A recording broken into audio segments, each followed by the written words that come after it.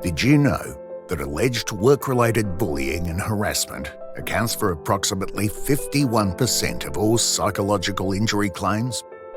In Australia, employers have a legal obligation to manage health and safety risks associated with psychological injury by implementing proactive measures to manage foreseeable hazards in the workplace. So, what do we mean by bullying and harassment? Bullying and harassment is any unreasonable and repeated behaviour by a person or group of people that creates a risk to health and safety, and can include victimising, humiliating, intimidating or threatening a worker. It can be physical or psychological, direct or indirect, including via social media, and can affect the mental and physical health of workers. It's often costly and timely to resolve, with challenging return to health and work outcomes.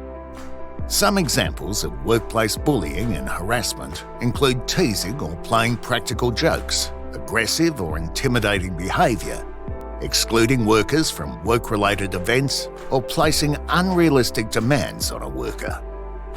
But it may not include reasonable management action carried out in a reasonable manner, where a manager provides feedback relating to poor performance, or takes disciplinary action, or directs and controls the way work is carried out.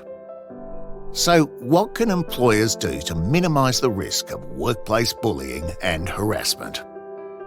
Firstly, employers should take a proactive approach to identify and address unreasonable behaviours and situations early on, which could give rise to an increased risk of workplace bullying. This can be done through regular consultation with workers and safety representatives to find out if bullying is occurring, by providing identification and awareness training for employees and managers, and continued education through toolbox talks.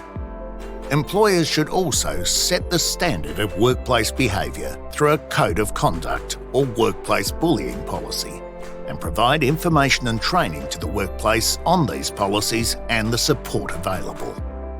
Finally, employers should understand their obligations by utilising the Safe Work New South Wales Code of Practice, managing psychosocial hazards at work.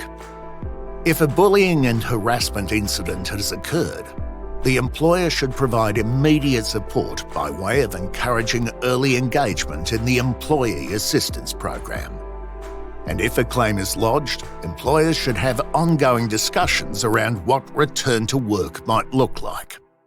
In collaboration with CMI, this includes the provision of appropriate medical treatment and rehabilitation during the claims process, regardless of the outcome.